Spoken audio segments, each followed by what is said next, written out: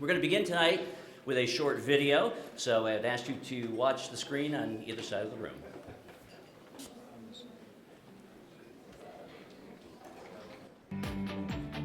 If it wasn't for Penn State, obviously, I would not have this experience in television news. We interrupt this program with breaking news. Dean Doug Anderson has announced his retirement from the Penn State College of Communications. We take you now to the Center County Report Studios to follow the developments of Doug's departure 2014. Good evening. Stunning developments right now. After a decade and a half on the job, Dean Doug Anderson has announced his retirement from Penn State's College of Communications, and reaction is beginning to pour in. Reporter Christian Heilman is live at the Carnegie Building with the latest. Christian? Yeah, thanks, Alex. The fallout has already started here at Carnegie Building as things Penn State University officials said would never happen are now happening. For example, we spoke with College of Communications Administrative Assistant Sherry Kyler, the woman Dean Anderson says can always brighten his day with a smile. Hello, Sherry. What do you want? Could you tell us a little bit about Dean Anderson? What about him? You know, people would be interested to know, things about him, that sort of thing. What can you say? What? You know what I want. I want people to stop wanting things. There, I want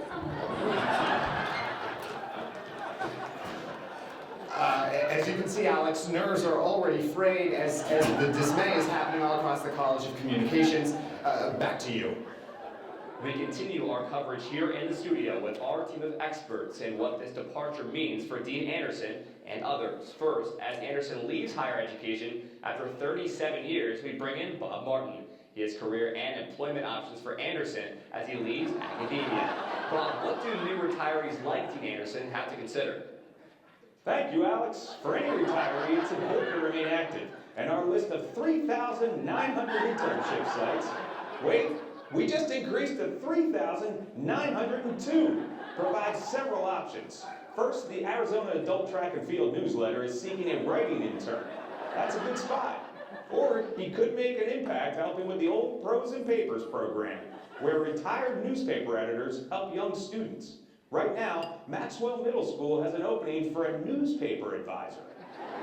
But those options seem to be a fairly big step backward, Bob. Your reaction? Step backward? He'll be retired. It'll be a victory if he gets out of the bed in the morning. Dean Anderson's departure also has significant financial impact for the college. Through Anderson's tenure, the college has surpassed its $15 million fundraising goal in the latest campaign, and it has consistently expanded its programs. Under his leadership, the permanent endowment has increased from $8.9 to more than $30 million. What will happen without him? For that, we brought in our financial expert, Jane Agnelli. Thanks, Julie. The College of Communications is meticulous with its finances. We closely track the budget to the benefit of students, faculty, and numerous programs. I'm confident the policies and procedures put in place during Dean Anderson's tenure will continue to make the college strong. Thank you, Jane. Alex? The far-reaching impact of the Dean's departure will be felt in sports as well. We continue our team coverage of this breaking news with our sports anchor, Jamie Perry.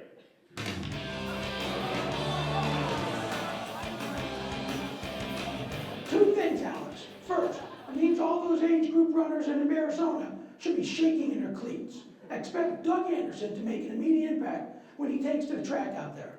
If he does what he's capable of, his medal-winning haul at the Pennsylvania Senior Games a few years ago will pale by comparison.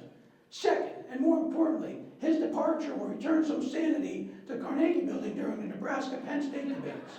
Take these moments. From 1982 at Beaver Stadium, he thinks those officials' calls were wrong, but he's wrong. Touchdown. Or this, from 2012, he thinks that call was correct, but it was clearly a touchdown. So, the folks in Arizona should be scared, but maybe Penn State fans can expect a more honest perspective from the next person in the dean seat. You know, one more thing. I'm not going to bring up 1994. Back to you, Alex. Thank you, Jamie, for your passionate perspective. There's also a major weather component to the dean's departure. He's a Nebraska native who worked at Arizona State and will retire to Arizona after a decade and a half in central Pennsylvania. Anderson can expect some changes in attitude that come with the changes in latitude. Our Michelle Haig helps us understand that part of the story. Thank you, Julie. As you can see, they'll go from average summer temperatures of 70 degrees in Happy Valley to 95 in Tempe. And after 52.5 inches of snowfall in State College this past winter, he's probably more than ready for the move. Rainfall is just 9.3 inches per year in Tempe, so he'll be able to spend more time outside. As we look to our long-range forecast, we can almost guarantee that while we'll be hit with lots of summer thunderstorms, Doug will be baking in the 115-degree Tempe sun. No matter what the weather, Penn Staters coast to coast will be sharing the same thought. Back to you. Thank you, Michelle. Clearly, the appreciation runs deep. And we have lots of feedback that we'll get to on our social media outlets in a moment. First, though, let's go back to Christian Heilman on campus. Thanks, Jolie. Unusual things continuing to happen here on campus. We have students loitering in the Carnegie Building lobby, film video students using the hallways for their projects, and someone even turned off the coffee pot in the Carnegie Building kitchen. And here at Dean Anderson's parking spot, there's change in the air.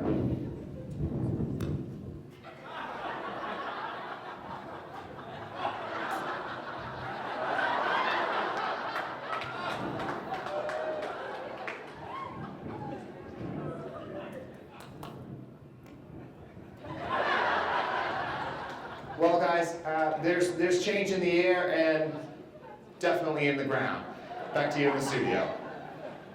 Thanks, Christian. As we conclude our comprehensive team coverage, we turn to social media. Since Dean Doug Anderson announced his retirement, Skype videos and other messages have been pouring in.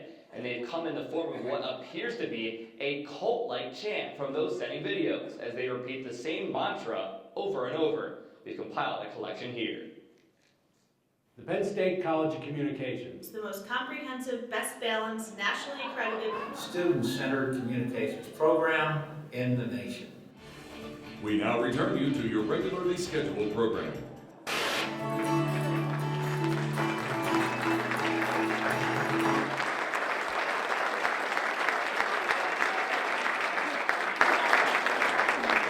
case there was any question, those were not professional actors. I don't want anybody thinking if there's any SAG members here tonight that you're dealing with. It was July 1, 1999 when Doug Anderson, seeing an open door, breezed into my office. I asked him how the move from Arizona went. He asked me to be the associate dean.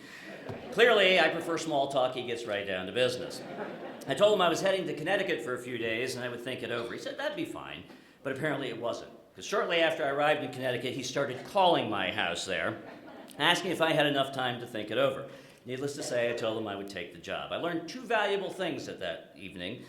First, that Doug was a hard-driving, no-nonsense administrator.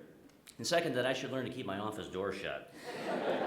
Coming from Arizona State, Doug brought with him some radical ideas. Now, I know when I think of Brooks Brothers suits, rep stripe ties, and Doug Anderson, the word radical pops immediately in my head. But don't let the clothes fool you. He started with perhaps the most radical idea of the college, in the history of the college. He wanted to organize our 5 majors into academic departments. Now, I know what you're thinking. Colleges have been organized into academic departments since shortly after the earth cooled. But not us. No, Penn State's College of Communications was different. In the late 90s, we had grown quite accustomed to being in a constant state of disarray. So I knew fully well, and Doug sensed from the beginning, that this was going to be a very hard sell to the faculty. So he came into my office one afternoon and he said, "How should we approach this?" I said, "I don't know, is drunk an option?" I certainly didn't want Doug's tenure to get off on the wrong foot, particularly after the kind of first day he had on the job.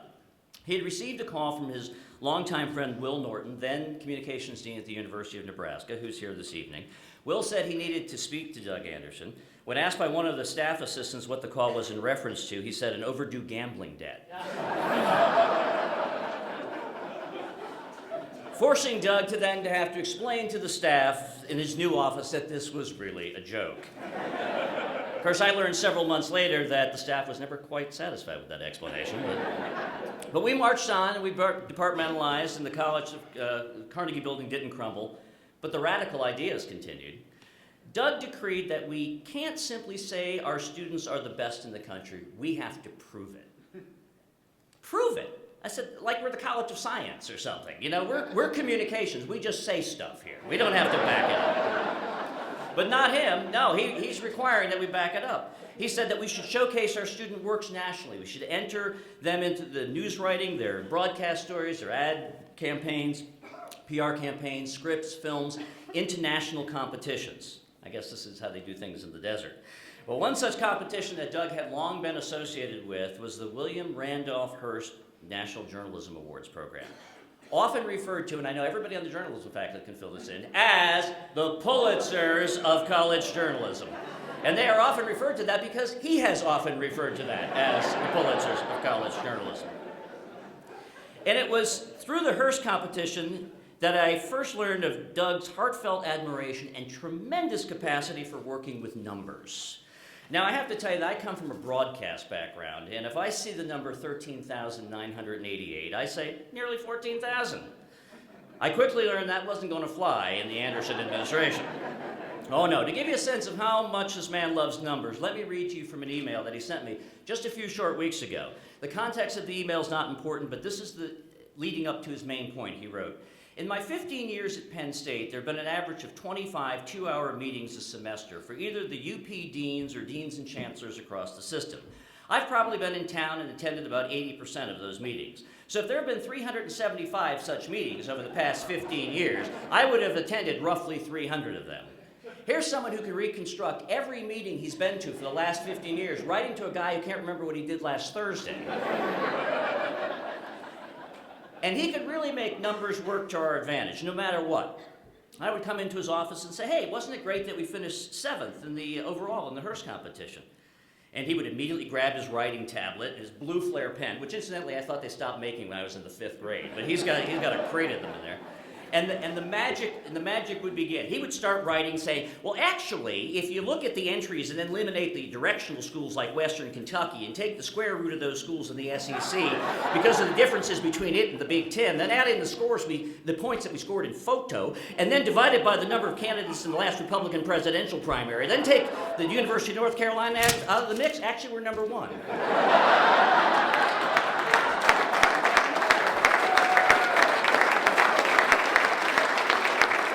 And then he would circle it 3 times for emphasis. I never understood the calculations, but I knew I wanted this guy to do my income tax returns. But the radical ideas didn't stop there. Doug felt that he should be raising money for student scholarships and faculty chairs and professorships. And in his 15 years here, he took the college's total endowment from $8.9 million to more than $34 million. Actually, it's after 4 o'clock, the market closed. Make that $34,122,638.12. He taught me something. He actually should have negotiated his salary based on commission. I'm convinced of that. Now, raising that kind of money doesn't come without a toll. Doug could be seen around the office with his Starbucks coffee every day, in the afternoon, any time of the day. And I'm talking venti, ladies and gentlemen. We're not talking tall or grande. He's got the big one. And one day I commented on the coffee, and he said to me, you know, I never drank coffee before I came to the College of Communications. I said, I had a similar experience, but for me it was vodka. But thankfully, Doug survived those daily caffeine fixes and the implementation of all those radical ideas and many, many more that have served us extraordinarily well over the past 15 years. So thank you, Doug. All right, we have a number of people here tonight that we would like to have say a few words.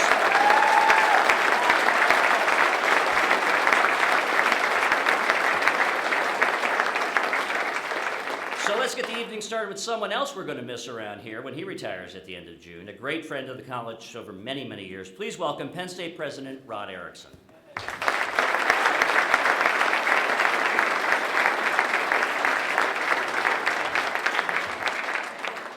Well, good evening, everyone, and welcome. How in the world do you follow Bob Richards and a video like that? I mean, that was incredible. And the way you captured Doug was absolutely splendid. I will always remember Doug and the yellow pads and the blue markers.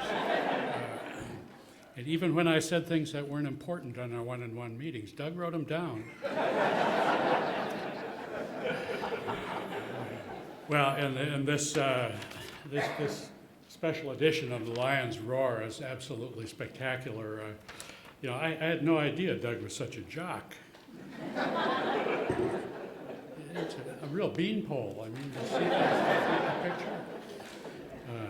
Yeah, well, it's amazing that you can spend so much time with somebody over 15 years and not know all of these things. It's a nice crew cut, though, Doug. Well, people have come from near and far. This is a great gathering to recognize Doug's many accomplishments. We've got alums who have come from all the way across the continent, and deans of other places, and donors, and members of the college, and colleagues from around the university who know and love and respect Doug. And as you've seen, his career has been not only notable but newsworthy in terms of the recent video. We're also very pleased, obviously, that Claudia could be here, who's been a great friend and partner of Doug's through the time at State College and long before. And of course, Laura, their daughter, is here today. I'm glad Laura could be with us. And Mary is back in Arizona with husband Drew and twins Hope and Emma, but I'm sure that they're thinking about you as we meet now, and sending you lots of love and best wishes. And so I know that's Doug has always been very much a family man, and you can tell just in his interactions with Claudia and his children. Well, we're here to recognize Doug's contributions, and many they are, to Penn State, and we're here also to try to send him off on a happy note as he moves to Arizona. We know that in his new life he's going to have many challenges that are going to certainly tax his intelligence and his resourcefulness and his diplomacy, the most common one of which will be trying to find a parking spot in the shade. Doug, of course, was born in a small Nebraska town named Superior, but there is no one that I have ever worked with who exemplifies humility and unpretentiousness and kindness and quality of humanity than Doug does. And I'm just very happy to have had these 15 years with him to call him my friend. We actually started the same day, I as provost and Doug as dean, 15 years ago, so I guess it's only fitting that we check out the same day and move on to other things. But as the crowd here indicates, Doug has been known professionally for a long time around the country, widely recognized for his not just his scholarship and his intelligence, but also his giving nature. I don't know how many accreditation teams that Doug has been a member of or chaired, or how many awards committees he's been involved with, but I've never seen a dean who has been more involved with his profession than Doug has. And there have indeed been transformative changes since Doug graduated from Hastings College in journalism in 1970, with distinction, I might add. I've always been envious of people who graduated with distinction. When I unrolled my diploma, mine said, "with surprise."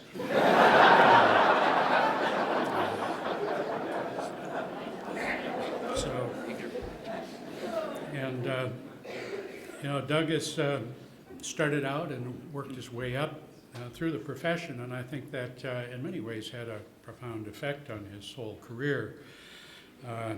He started out, you know, back in the days when you got your news from hard-boiled newspapermen, and or the nosy neighbors who wrote little columns in the newspapers about who poured on Sunday afternoon or whenever the Ladies' Aid got together. But it was a time of tremendous change that was going on in the 1970s when Doug was cutting his teeth in journalism. Some of the most important stories of our time. The Vietnam War was on, the Pentagon Papers, the Iran hostage crisis, Roe versus Wade, Watergate, the resignation of Richard Nixon, and so on. The 1970s, of course, also saw the founding of Apple Computer Company and subsequently the introduction of personal computers and all of the other something or others that Doug and I haven't completely figured out how to work yet. But journalism, film and video, advertising, public relations, telecommunications would never be the same in the digital age. And as journalist, professor, and dean, Doug was charged not only with adapting to changes, but also preparing the next generation of students for success in the world of communications, for jobs and careers that weren't even invented yet. And in many ways, I think of Doug in the context of most of you have read Jim Collins' Good to Great. I think in many ways, Doug exemplifies that. He took a college when he came here that was good, and 15 years later, I think is absolutely great. Well, that was much because of Doug's steady leadership, his vision, his collegiality, and his ability to get money out of the provost.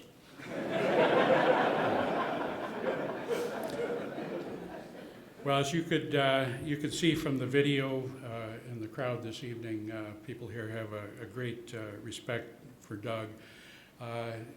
And I should say that extends to the students as well. The students that I have talked to over the years in the College of Communications are absolutely effusive, not only about the quality of education they're getting, but about Doug. He is a hero to them, and for good reasons. He's championed so many of the great things that have influenced students. He's streamlined the degree requirements. He supported the curricular tracks, and as Bob indicated, really focusing the department into various, college into various departments. And certainly brought facilities to the college that are the envy of many other programs in communications around the country. And so, Doug, I think it's fair to credit you with so much that's happened in the college, the awards that have been won, and so on. Doug has received so many honors, it would be an all-evening affair to list all that he has received. Some here at Penn State, including the Communications Contributor Award from the College of Communications Alumni Society Board, in recognition of his transformational impact on the College of Communications and its programs since he took over as dean in 1999. The Penn State's Communications Alumni Society Board renamed its Communications Contributor Award the Douglas A. Anderson Communications Contributor Award in 2012. Also in recognition for leadership as dean, the Penn State chapter of Kappa Tau Alpha, the National Honor Society for Journalism and Mass Communication, was renamed the Douglas A. Anderson chapter of Kappa Tau Alpha.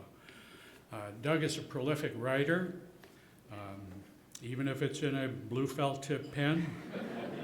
He's managed to crank out 6 books, 2 of which have gone into subsequent editions. Notably now, on Amazon you can purchase a new copy of Doug's classic Writing the News for $2,420.43, plus $3.99 shipping. The seller is Academic Book Guy from Pennsylvania here, so I can only wonder if Doug is trying to help his retirement income by cleaning out his basement. Now, if you'd like a used copy, you can get one of those for 99 cents. Well, Doug has surely given his best to the university, to the College of Communications. He has been a wonderful leadership a leader. He has been a friend, a wonderful colleague, and we look at the opportunity to see him in Arizona, but also hope that Doug and Claudia will on occasion come back to State College to spend time with the many friends here. And now I think it's time, Bob, for part of another list to come up, right? Yes. Okay, thank you.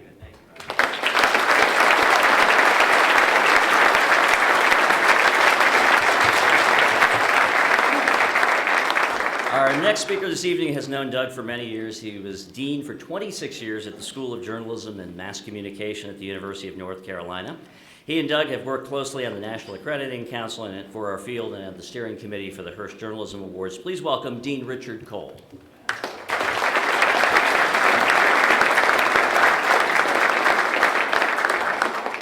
I had to change what I was going to say because Bob and I talked earlier, and I asked for a copy of your talk, and you said, oh, we won't repeat anything.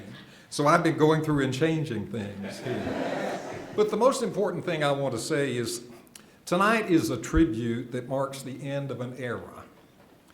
Doug Anderson's time as Dean of Journalism Mass Communication Schools, 15 years here, 12 years as director of the Cronkite School at Arizona State.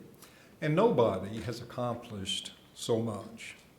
Here at Penn State, Doug has been a builder. He likes to create things.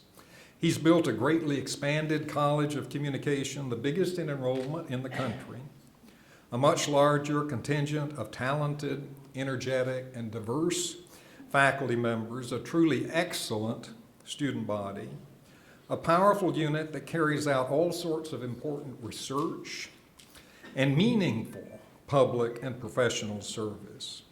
A school that educates its students not only in the latest up-to-date skills to get good jobs, but also in the crucial principles of fair play and in holding the First Amendment close to their hearts. The college's four-year graduation rate is now more than 80%, the highest of any academic college at Penn State. I wanted to bring in a few other voices tonight to share some memories of Doug, people who are close friends of his. And another great dean, Will Norton, University of Minnesota, of Ole Miss now, was the one who called Doug on that first day in the office and pretended to be Guido, talking about a gambling debt. He also mentioned something about a broken leg. Anyway, Will says Doug is the most caring, considerate, and competent dean anywhere in the country, and he has made the Penn State program known internationally. Beyond Doug's own college here at Penn State, he has had a strong effect on the greater university. Just one example, he has chaired tons of search committees, vice president and dean of the grad school, dean and CEO of Penn State at Erie, vice provost for international programs, dean of the B School, VP for strategic communication, and on and on. He has done so much here, you can't keep up with him.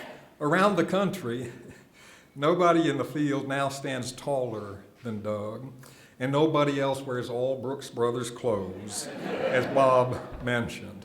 I've been in more Brooks Brothers stores around the country than I can count. Doug calls it the bros. He wears Allen Edmonds or Alden shoes, size 12B, the same size since 7th grade.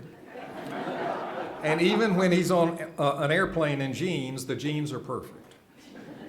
He flies all over the country for accreditation. Suzanne Shaw, the grande dame of journalism, mass communication accreditation, is here in the front row. She's a wonderful friend of his. She says, quote, his contributions to accreditation are enormous. He has been chair of the National Accrediting Committee and chair of not one but two standard reviews. You review the standards, the whole standards of the Accrediting Council. He's now vice president of the National Accrediting Council, which is the top body. We all look to Doug for leadership, she says. He's the best. Jan Watton, up here in the front row, the wonderful head of the National Hearst contest, is another dear friend. Jan says this, quote, when I think of Doug, I think of somebody with integrity, high standards, an amazing work ethic, and attention to detail. He's always been a great champion of the Hearst program and has given wise counsel during the 23 years he has been on the national committee overseeing the contest.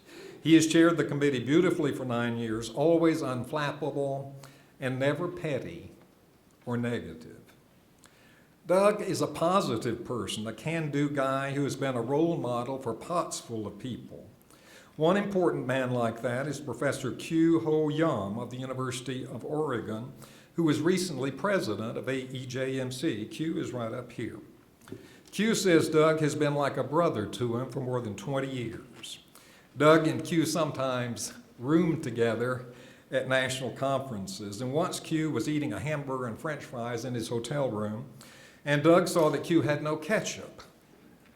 Doug darted out of the room and less than 2 minutes later returned with packets and packets of ketchup. Q has no idea where he got it, but he calls Doug the world's fastest ketchup delivery man. I could go on and on about Doug's accomplishments, both the ketchup kind and the truly meaningful ones that have moved communication education forward. But there's no use to. I mean, we all know he's the greatest dean in the field. He's the dean of deans. But who is Doug as a person?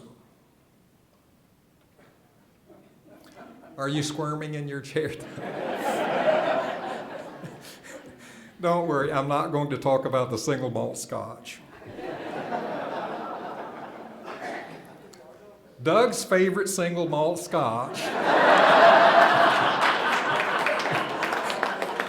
is Oban.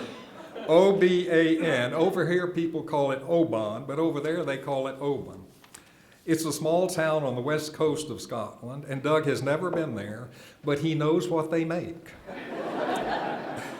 He's also fond of Glenmorangie single malt, and we've been known to dip into Lafroig on occasion. That one's like drinking a peat bog. Claudia says it can permeate the whole house. Even with the single malt, though, Doug's always in control. Almost never does he have more than 2. Doug and I met at administrators' meeting at the Gannett Center back at Columbia in 1987 or 1988. We've been fast friends ever since. At meetings, we get together and solve all the problems of the world, of course. And Doug, Claudia, and I have traveled together. Once when their daughter, Laura, joined them, they let me tag along too. We went to London, and then we took the train up to Scotland, where you know what we accomplished up there. Just one more thing. Have you seen those cartoons of old people looking in the mirror and seeing themselves not as they are now, but as back when they were young? Doug does not do that. But if he were to do that, this is what he might see.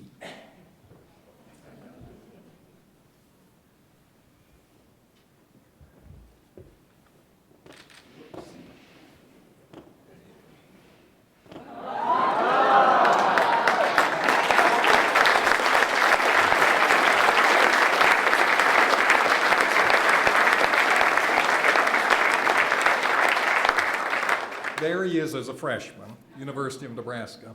The picture was displayed for everybody to see when he won the Freedom Forum Journalism Administrator of the Year Award in 1996.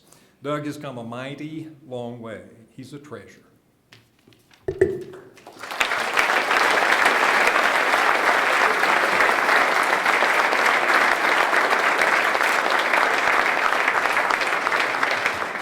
Thanks, Richard. All that talk of liquor just warmed my heart. Our next speaker has worked side by side with Doug for the past several years as the college's Associate Dean. She also serves as the Associate Director of the Curley Center for Sports Journalism and as the Director of the Arthur W. Page Center for Integrity and Public Communication. Please welcome Marie Hartman.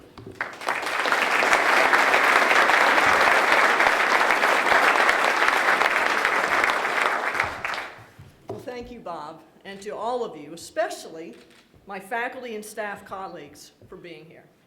Although a handful of the colleges, and I think I have these numbers right, 38 staff and 68 faculty were here before Doug arrived in 1999, I and many others joined the college under his leadership. And I think you all understand, we come to this tribute with a unique perspective, having worked closely with Doug over the years. Now, I don't mean to put a damper on this affair, but we do have a few criticisms to add to the accolades. After all, we are faculty. Oh, sure, we acknowledge the phenomenal growth of the college since you arrived, Doug.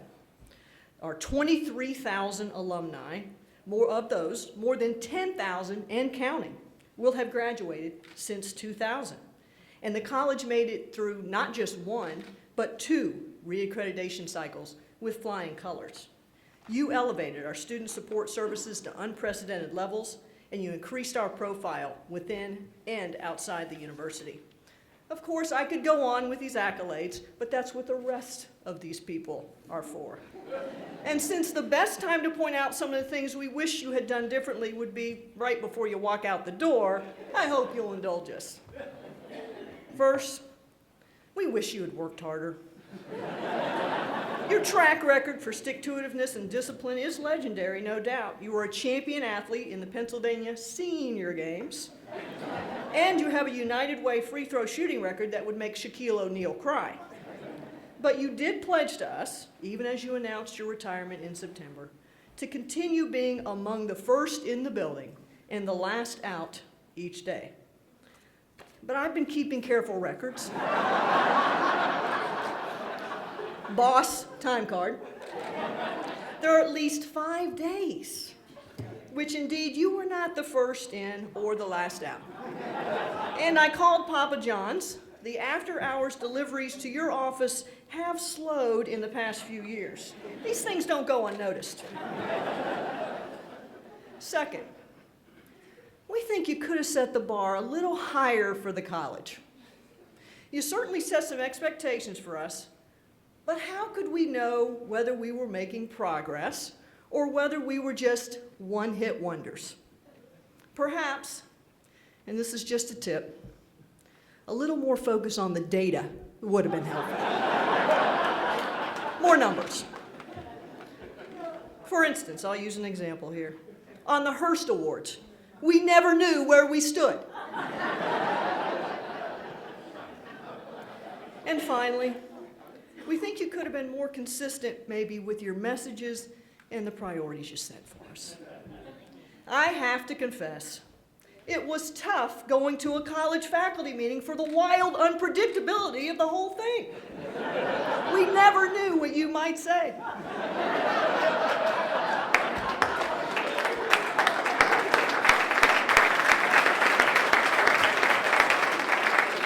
Oh, you talk about serving students, of course. You talk about teaching, research, and service. But there never seemed to be any consistency to the goals. For example, when you addressed the faculty way back in 1998 during your interview, you promised a 3-prong approach: classroom, co-curricular activities, and internships for educating students. What happened to that? The college could have really used that idea over the years. Well, enough of the woulda, coulda, shoulda as you prepare to leave us. I want to assure you that through all of the challenges we've faced under your leadership, we have persevered and even thrived. We figured some things out. We figured out to resist the temptation to rest on our laurels. We've learned to see the forest, not just the trees. We know to understand the context. We interact in civil, constructive, and positive ways. But most of all, we've learned to be unselfish. You know, if I had to sum it all up, I'd venture to say that we've become, and forgive me here, I'm winging it, the best balanced, most comprehensive, student-centered, nationally accredited college of communications in the country. Thank you, boss.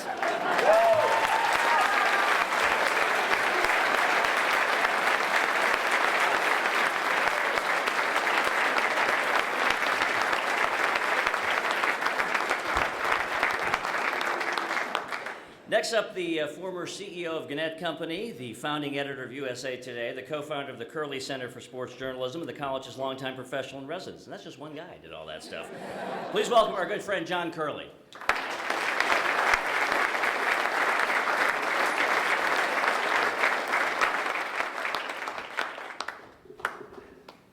When I get up from the chairs these days, it's harder to walk than it used to be. But, you know, I hope that doesn't get to you. But you were always a great athlete, so I think, you know, you'll hold your own.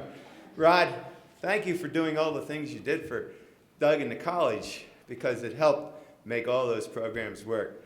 And congratulations to you on the same date of retirement.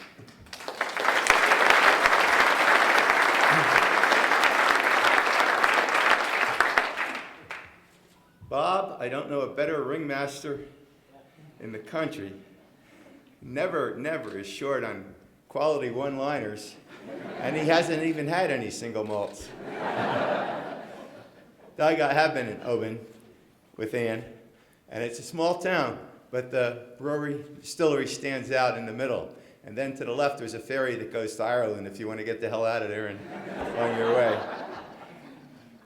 Claudia, you deserve a shout out in today's jargon. It used to be just a salute, but as the words have changed, for all the hosting and high quality friendships you provided with all the people who came out for events, and you had many, and you, I know, enjoyed them. And also for doing that at the same time you're doing the College of Education as a full-time job. So thank you from everybody who's been there.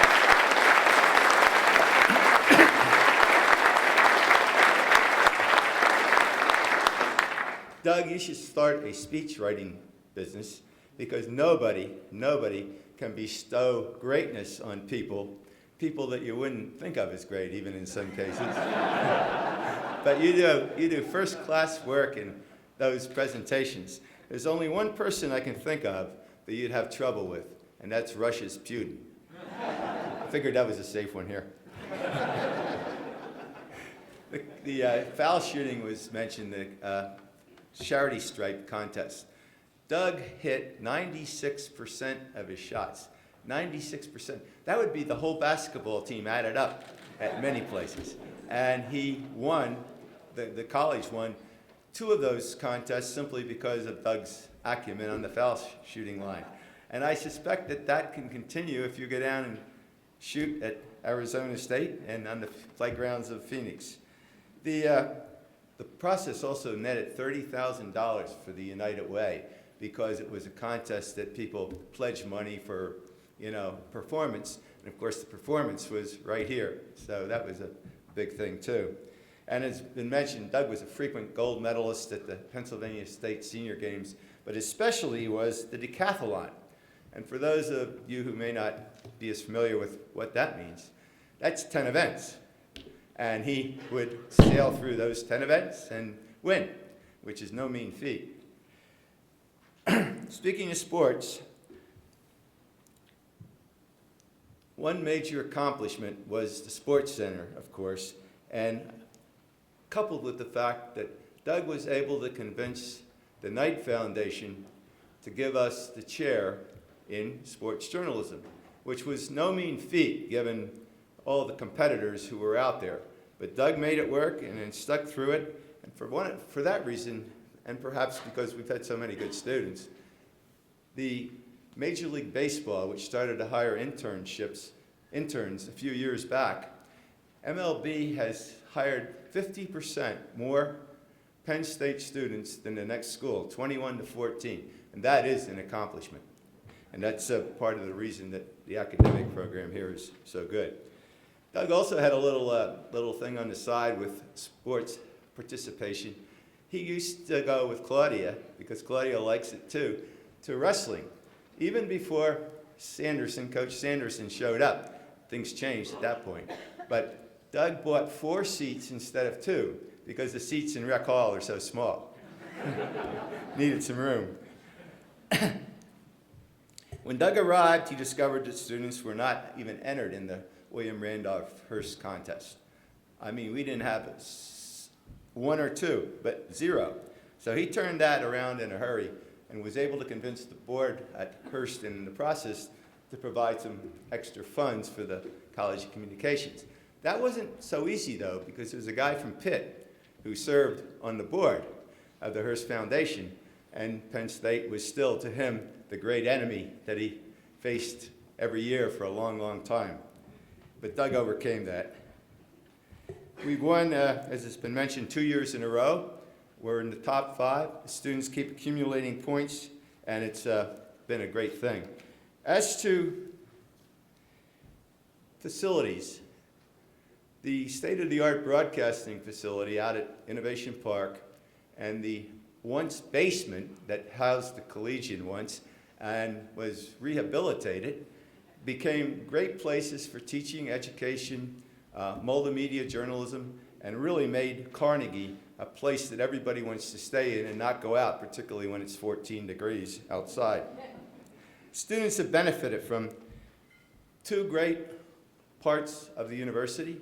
There's the Career Placement Office that is outstanding and basically took off when Doug hired Bob Martin.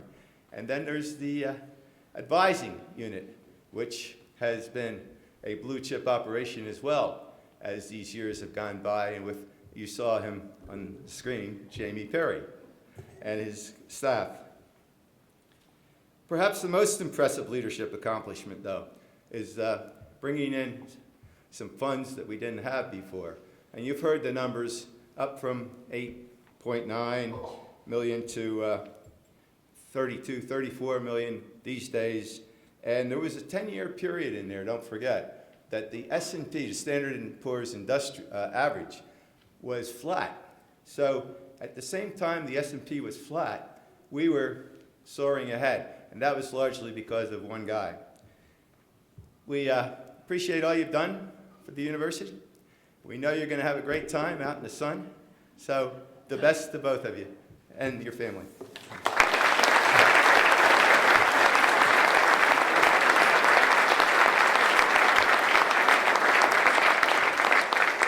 But I have one thing to show, and then I'm going to bring it down. It says Anderson on the back. 15. 15.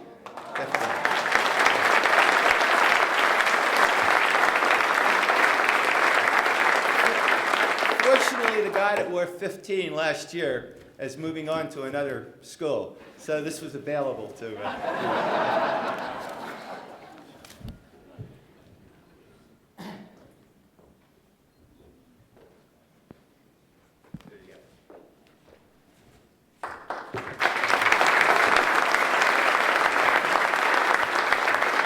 Thanks very much, John.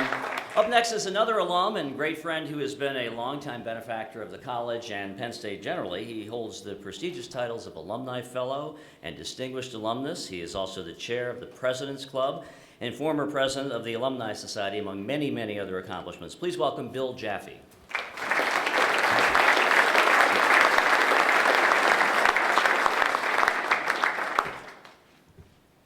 Those of us at the end of the row here are in deep trouble because everyone steals our remarks. So I'm down to less than a page in remarks. So,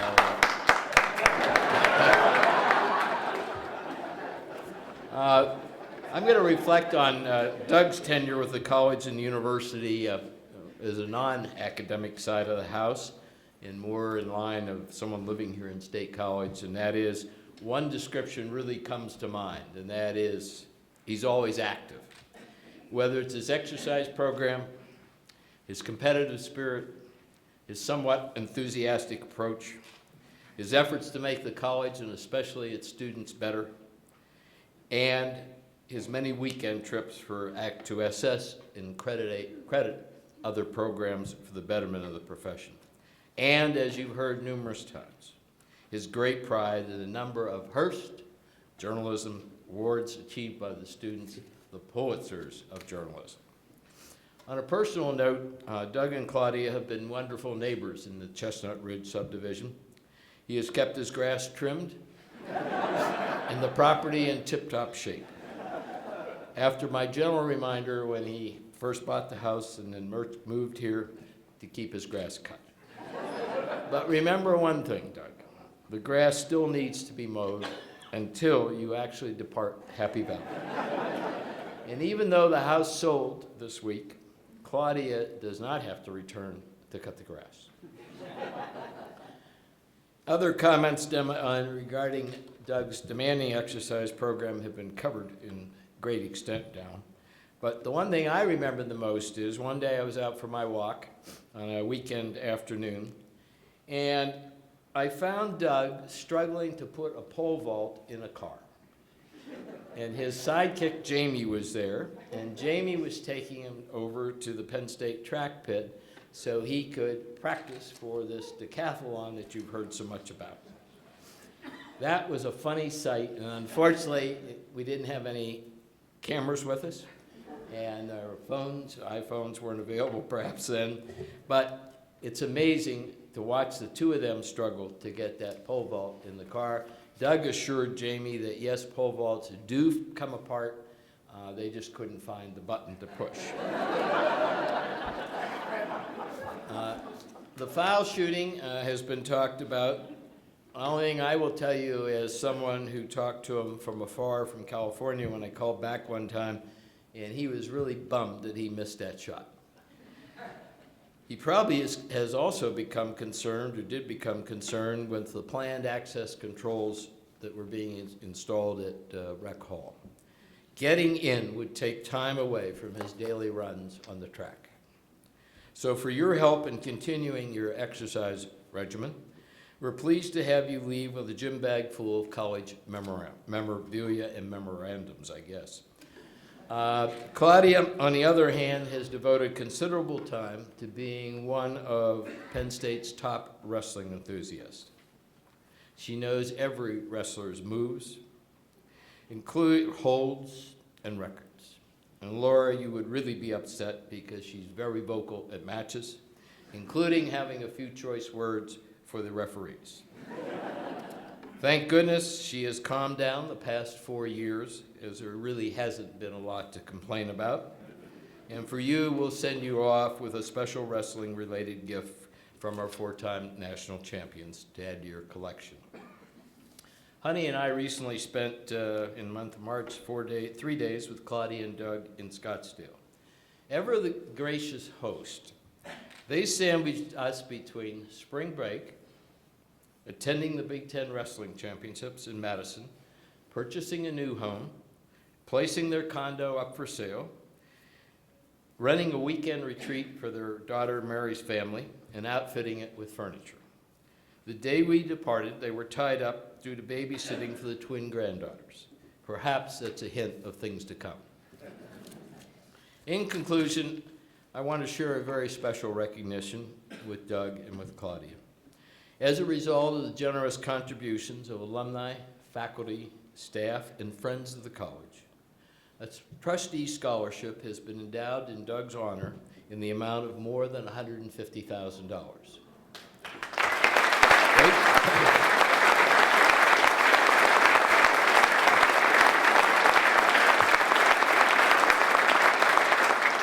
In addition, the college will be the recipient of more than $510,000 for individually named trustee scholarships in his honor. That's an additional amount. And those were 9 of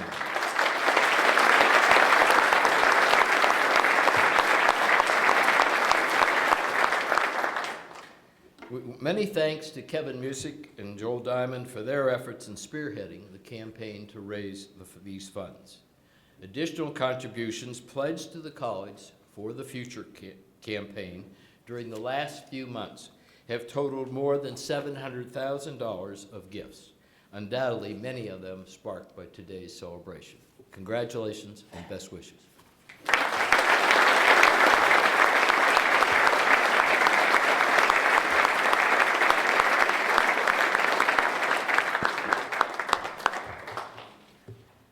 Thanks, Bill. The college is very fortunate to have so many alums and friends who are always there to lend a hand and give us guidance. A number of them serve on our Board of Visitors, which is meeting here today, in fact.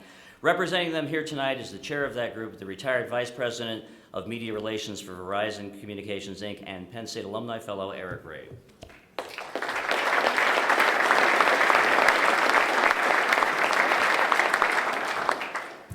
Well, I think I might be down to half a page of remarks at this point.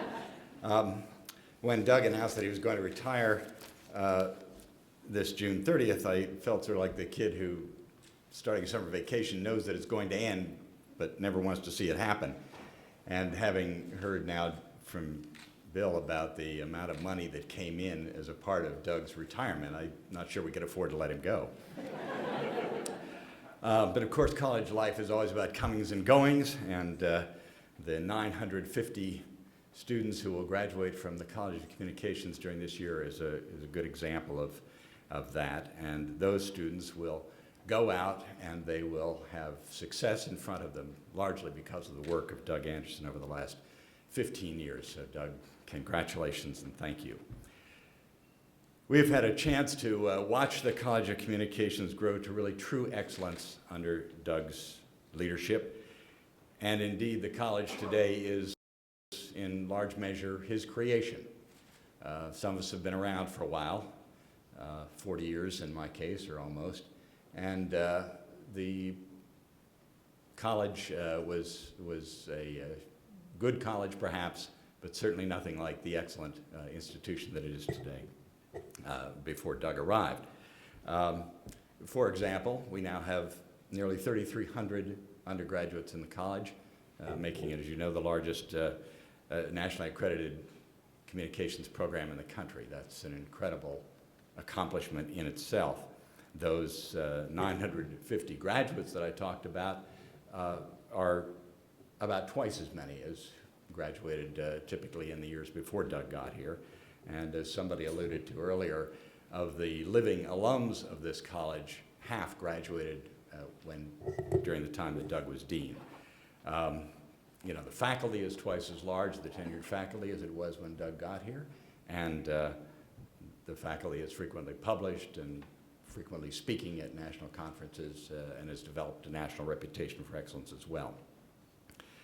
One of the most exciting stats, I think, is the statistics on the amount of scholarship aid that the college now gives to the students.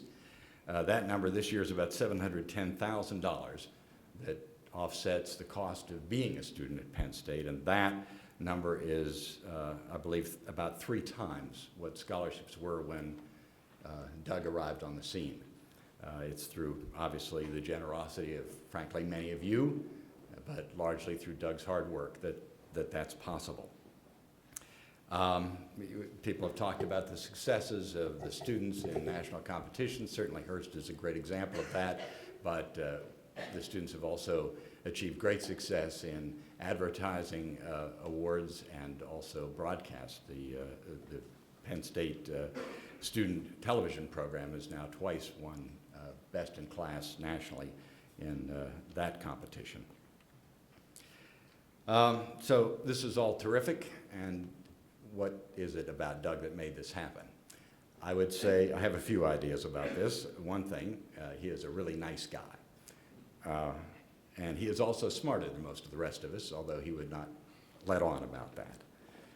He has worked harder than most, and he has been an absolutely tireless advocate for the college. And that is part of the reason that the college is getting the reputation that it has nationally.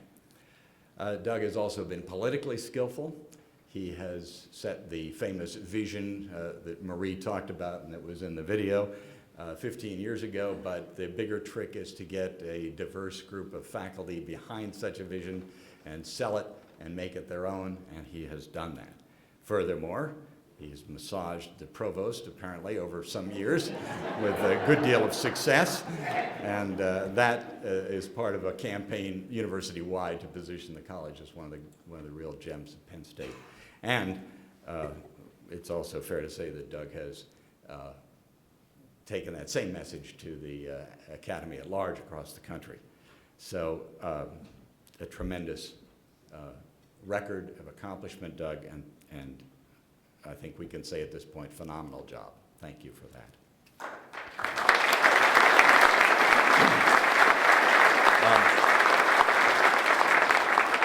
So over here, we have something we hope you'll find a spot for on your wall.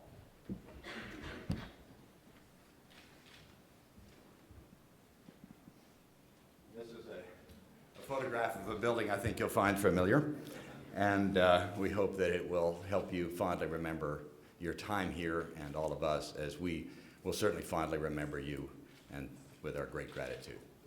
Thank you.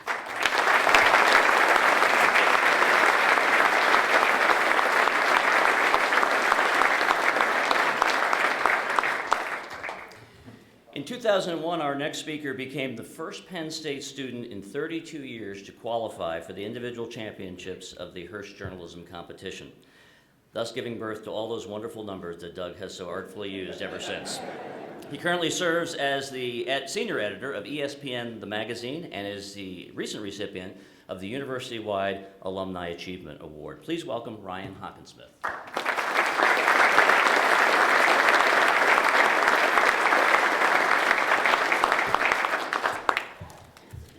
Thank you very much, Bob. Thank you so much for the privilege of being here tonight to just honor a great man, Dean Douglas Anderson.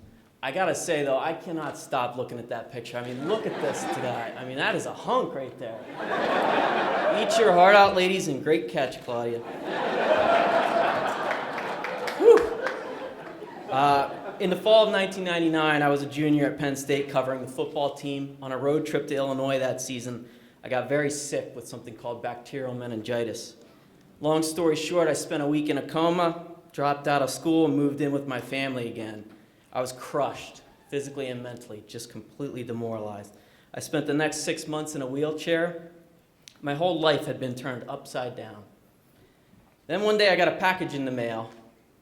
I opened it up and I found two things inside, a book and a note. The note was very nice, heartfelt, from the heart, hoping for a speedy return to Penn State. It was from Dean Anderson. Then I looked at the book. It was an entire book on how to be a sports writer. It was written by Doug Anderson. And I thought, okay, I get it, all right? Doug Anderson runs the College of Communications, and he literally wrote the book on sports writing. His brother, Dean,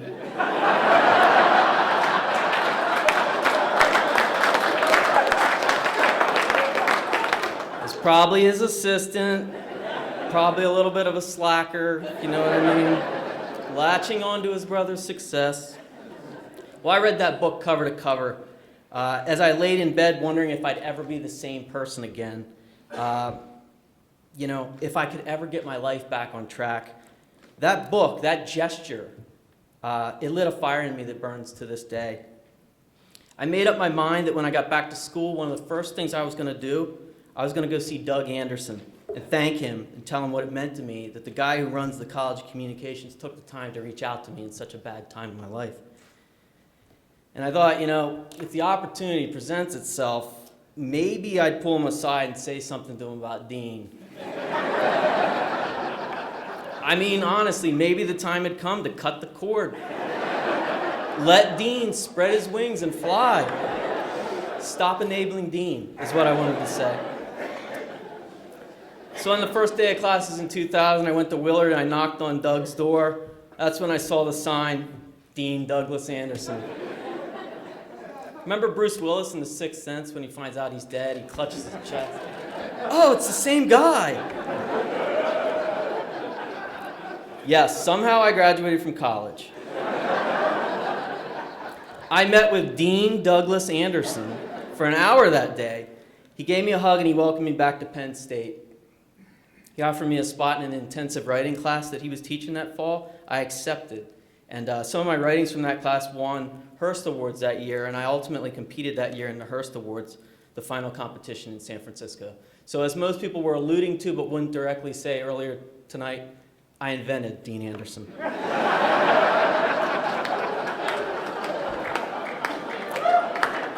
Throughout the process of working with Dean Anderson, I learned a lot about writing and reporting, for sure. I learned a lot.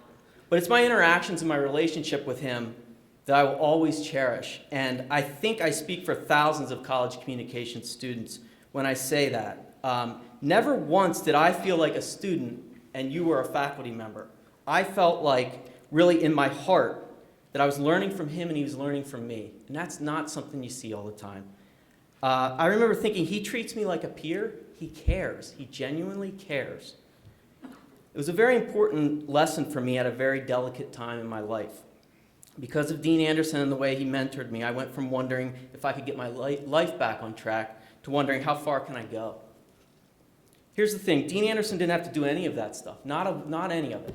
He's a busy guy. I don't know, 3,900 something. I heard a lot of numbers tonight. He sounds busy. And he's got to get that free throw percentage up too. But he did all of it. He did all of it for me, and he just didn't have to. I went forward feeling like I have an obligation to treat people like that going forward in my life. The care and compassion that he showed to me, it's something that I think about all the time, and I try to do it to this day. He made me feel like I had a lot to offer this profession and to this world. For the 18 to 22-year-olds whose lives you've touched over the years, that means everything. I would not be where I am today without such kind and generous mentoring for the past 15 years, and it really has been since the day I met you. You deserve every round of applause you get tonight. You have told me several times over the years that I make you and Penn State proud. Well, on behalf of Penn State students, allow me to say the feeling is mutual. You are a hero to me, you're a hero to many. I wish you nothing but the best in retirement. You deserve it. I would ask just one last favor before I go. Just say hi to Dean for me. Thank you.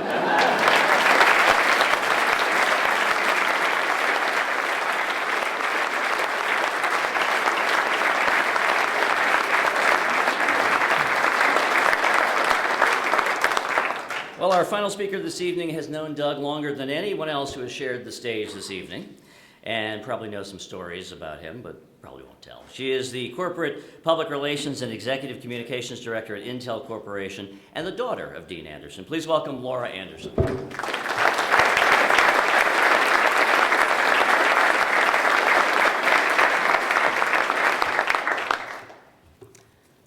Good evening. I'm glad to be here tonight to honor my father. I wanted to share with you my earliest memory of my dad as a professional. So my story is going to go back considerably before his time at Penn State University.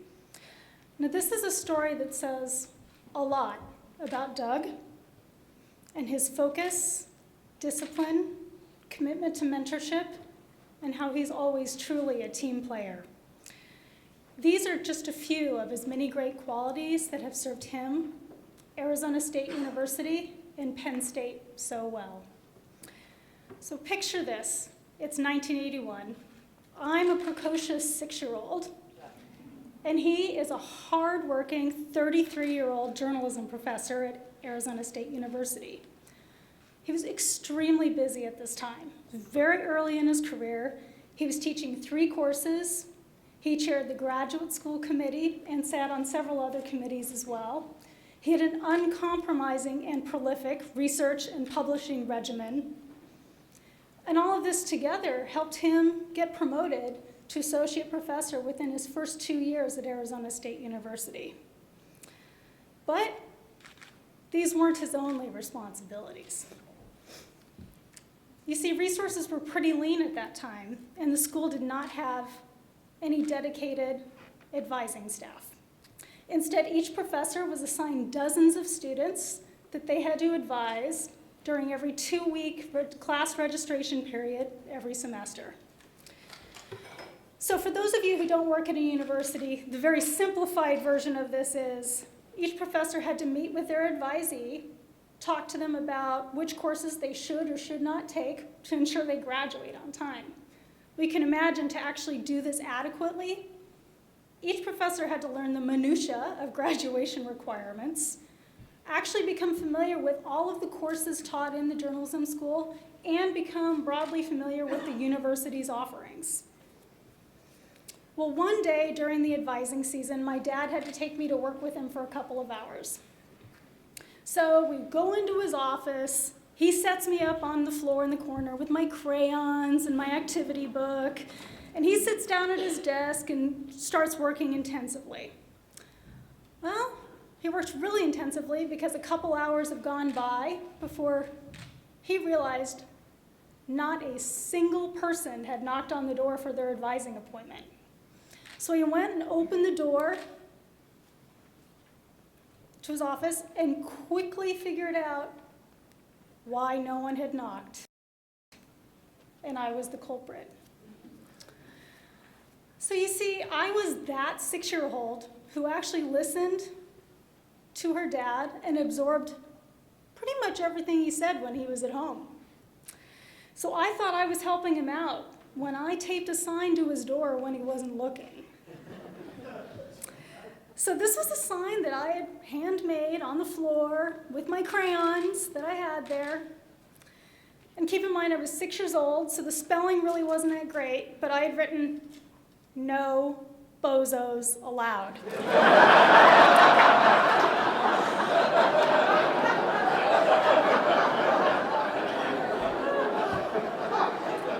Now you might ask, what would possess a 6-year-old to go do this? You see, along with the rest of his workload, he took his advising responsibilities very seriously. Even though it was not something that was going to help him get promoted to full professor, it wasn't something that was going to help him in his tenure review, but when done well, it would ensure that his students got a well-rounded education and would actually graduate on time.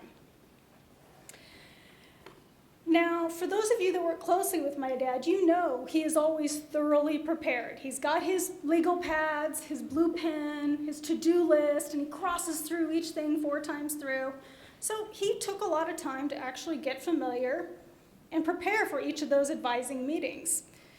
Now, as you can imagine, not every student was like this young man over here and would actually come and have done their homework before they'd come to class.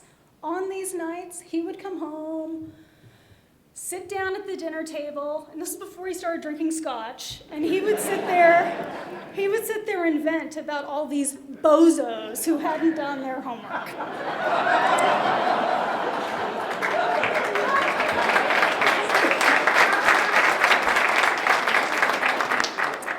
So this is just one of many examples I could have shared tonight that showcased my dad's discipline, focus, commitment to mentorship, and how he truly is a team player. Now, as I bring this to a close, I just wanted to say I'm extremely proud to be Doug's daughter. He has subtly guided me through many important experiences and life-changing decisions that helped shape my character, as well as set me on my academic path and my career in corporate communications. He's a great dad and a good man. Congratulations, and have fun with your retirement.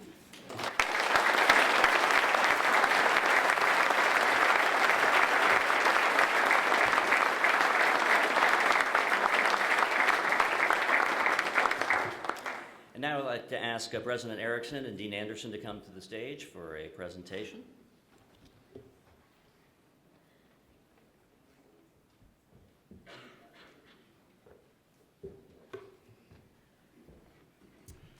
Well, Doug, on behalf of the university, I want to congratulate you on your upcoming retirement, to thank you for 15 wonderful years of extraordinary leadership, for your collegiality, your friendship, and everything that you've meant to the university, not just taking the College of Communications to the position of one of the crown jewels of Penn State, but for everything you've done for the university.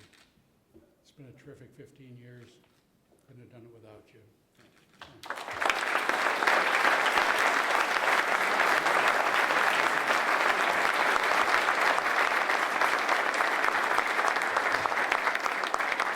Thank you, President Erickson. And now, ladies and gentlemen, it's Doug's turn. Please join me in welcoming the Dean of the College of Communications, Doug Anderson.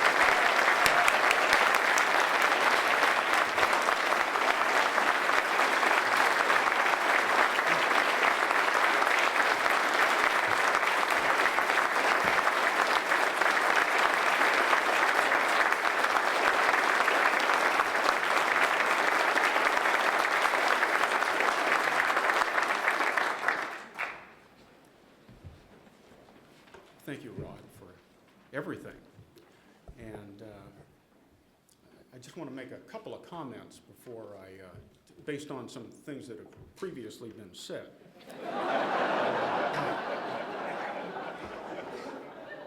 One thing, when I show up tomorrow, Vicky Cavato better not be in my parking spot.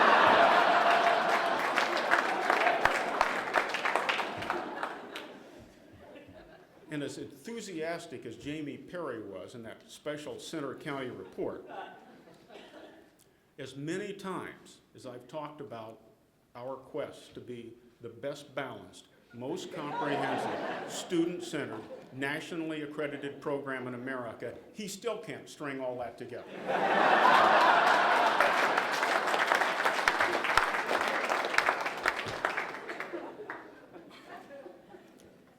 I'm looking at this chair over here, which I presume I'll be able to walk away with here this afternoon. And that reminds me, when we gave out some 25-year chairs somewhere along the line in the college, Bob Richards says we should give him the electric chair.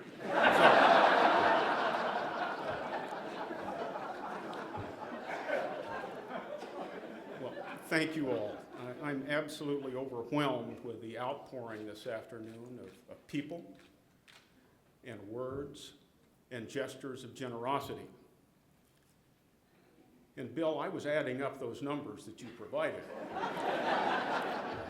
Now, if those trustee scholarships totaled $660,000, because there's now basically triples during this wonderful campaign, that would actually carry the wallop of $1,980,000. There you go. Well, I'd like to certainly thank those in our Office of External Relations, Kevin Music, and Mike Porman, and Steve Samsel, Joel Diamond, Janet Kleinfelter, Sue Beals, and Debbie Fitzpatrick for working so hard during a very, very frantic time of the spring semester to put together this wonderfully choreographed reception and program. I'm truly overwhelmed, and I will be eternally grateful.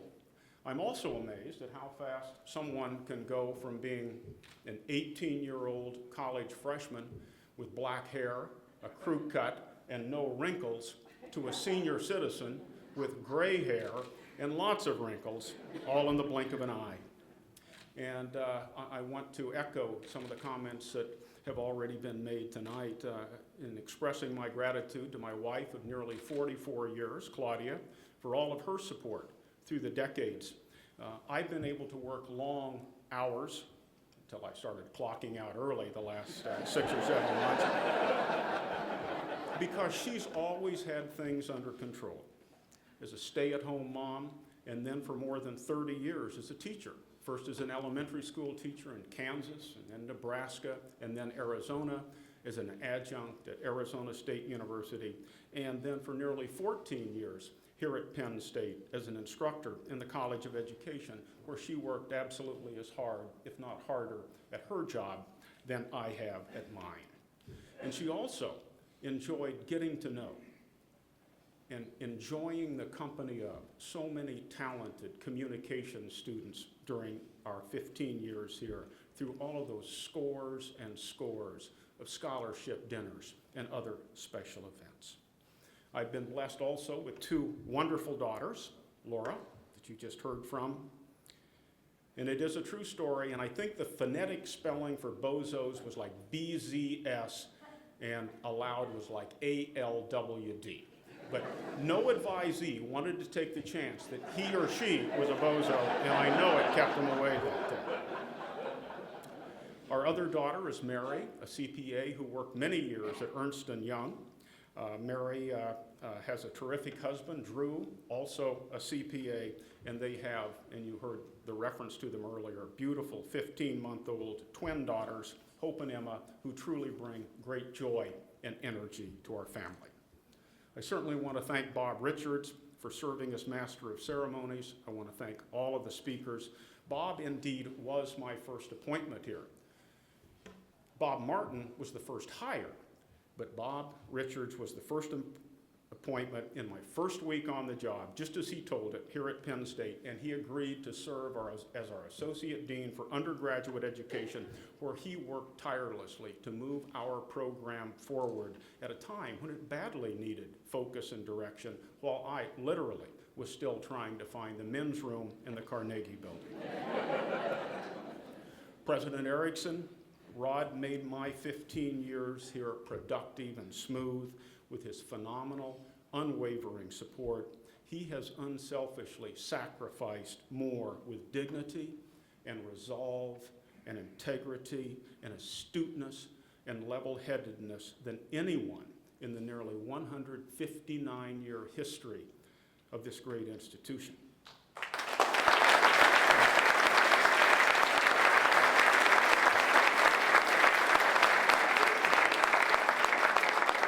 And we did start at the same time on July 1, 1999. Rod as provost, I as dean of the College of Communications, and he, of course, served in that capacity for nearly 13 years. And my friend Richard Cole that you heard from, he, during his 26 years as dean at the University of North Carolina, I remember him telling me, reported to 13 different provosts. And it's Rod, Eric, anytime somebody that's not in communications comes up and tells me they understand our college, I don't believe them, because it's through their actions. The words are cheap, and the actions speak loads. Richard Cole, my friend and confidant and mentor for more than a quarter of a century, we have shared a few single malt scotches through the years. I'm sorry, Marie, but I'm going to put that in context, too. And the context is this. When I would be away at meetings or conferences in the early 90s or mid-90s when Laura and Mary were young teenagers still at home, and I would go back to the hotel room after our meetings and whatever Richard and I did after those meetings, and I would call home. Invariably, Laura or Mary would answer the phone. After a couple minutes, I'd say, well, would you put your mother on? And invariably, whether it was Mary or Laura, it would be this. Mom, it's Dad. He sounds pretty mellow. He must have been with Richard.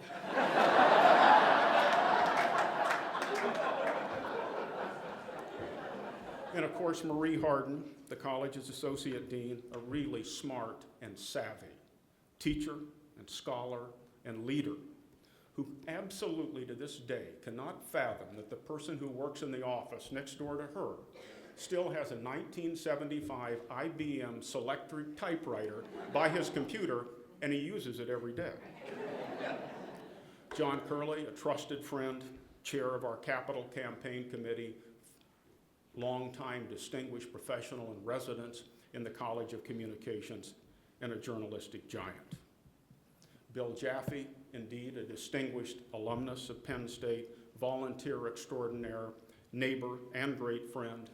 Eric Rabe, chair of our Board of Visitors, Penn State alumni fellow, multi-talented communicator who just keeps looking younger as he gets older. Ryan Hawkinsmith, certainly one of the very, very best student journalists I ever had in class in more than 35 years. One of the very best, but certainly the most courageous. And Laura, whose talents long ago eclipsed those of her father. Well, my life obviously has been enriched by all that I've mentioned. It's been enriched by all of you who are here today. Mike Portman told me that he was making arrangements to set up 225 chairs, and I said, no, it's going to be embarrassing to see all of those empty seats. But once again, Mike Portman was right. I'm just going to mention a few people, and that group includes some who've been referred to, my friends of more than 25 years who travel long distances to be here. Jan Watton, director. I'm going to ask them to just quickly stand. Jan Watton, director of the William Randolph Hearst Foundation's Journalism Awards program in San Francisco.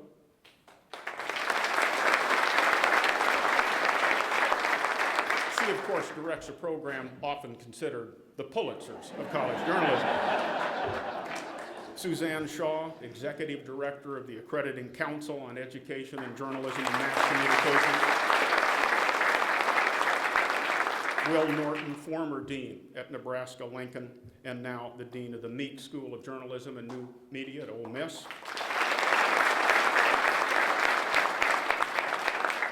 Q Young, the Jonathan Marshall First Amendment chair at the University of Oregon, and his wife, Bo Kim.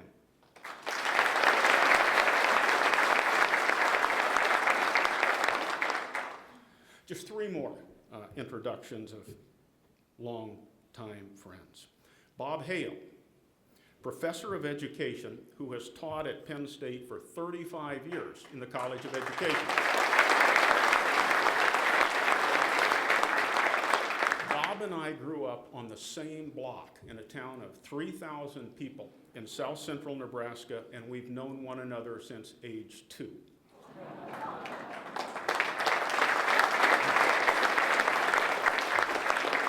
Don Schneider, a Penn State distinguished professor of astrophysics, one of the most published and frequently cited astrophysicists in the world, who grew up on a farm, literally in the middle of nowhere, 75 miles from my hometown in Nebraska. And obviously, Don knows a lot more about journalism than I do about astrophysics. But our common denominator is Nebraska football and basketball.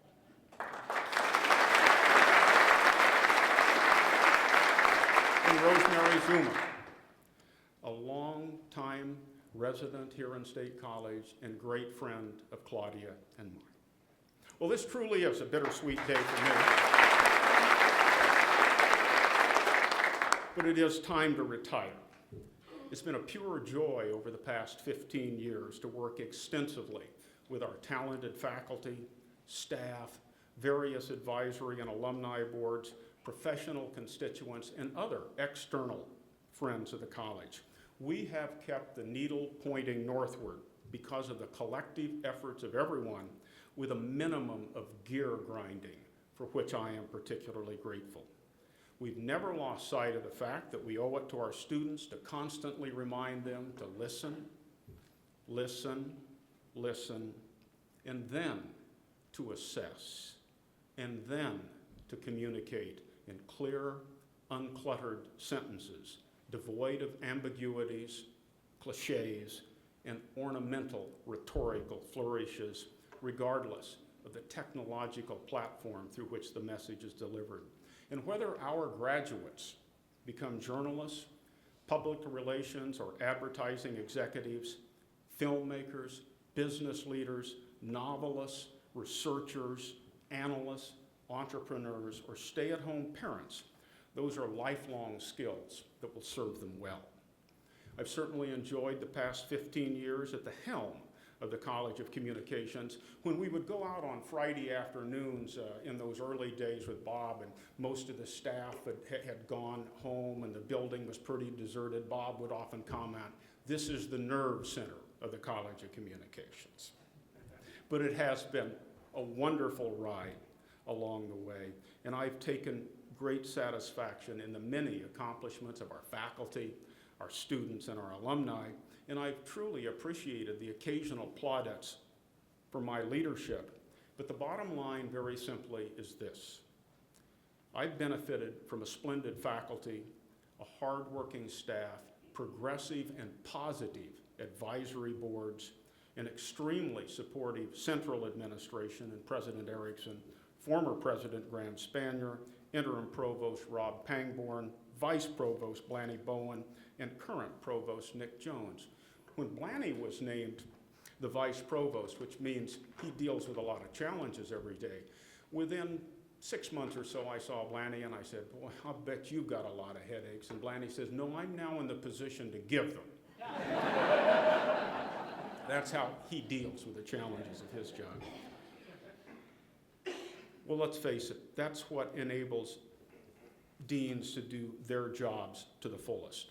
We can possess superb professional and academic credentials, great zeal, abundant enthusiasm, even as we gray and wrinkle, creative and practical curricular vision, and we can be heavily involved in scholarship. But without a loyal faculty and staff, a strong, diverse student body, involved, positive professional constituents, and rational, reasonable, and inspiring administrative superiors, we're pretty much running uphill against the wind, regardless of our personal attributes. And if you look at our individual worth as administrators from that perspective, it can be very, very humbling. Well, as noted at the outset, I'm absolutely overwhelmed with this outpouring of people, words, and indeed financial contributions, we have made some significant advances in the college, in our programming, in our offerings, and in our special enterprises, and we've made excellent fundraising progress. Fundraising has always been part of my portfolio of responsibilities, so it is particularly humbling to know that Kevin Music and Joel Diamond in our Office of Development have raised more money for the college over the past several months without me being present to talk about the virtues of the program than they ever raised with me when I was along during any comparable period of time. Well, Penn State truly is a special place. It is an extraordinary institution, and I look forward in the years ahead to reading of and hearing about its continued ascension and that of the College of Communications, as Claudia and I enjoy an average of 335 days of annual sunshine in Arizona and being close to Laura and Mary and Drew and Hope and Emma. So thanks again to all of you for making this a special day for me and my family, one that I will always remember and cherish. Thank you.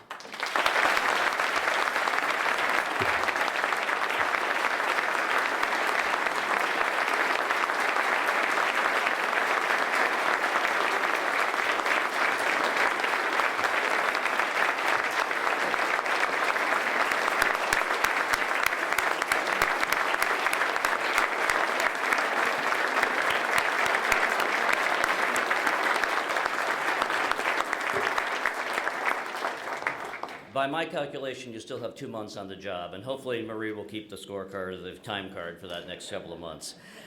Thanks to all of you for coming out this evening, and now please do join us for a coffee and dessert in the Atrium. As you leave tonight, please take with you one or two, if you'd like, mugs, commemorative mugs here from the College of Communications. On the back, there is the mantra, the best balanced, most comprehensive, student-centered, nationally accredited program in America. Good night, everybody.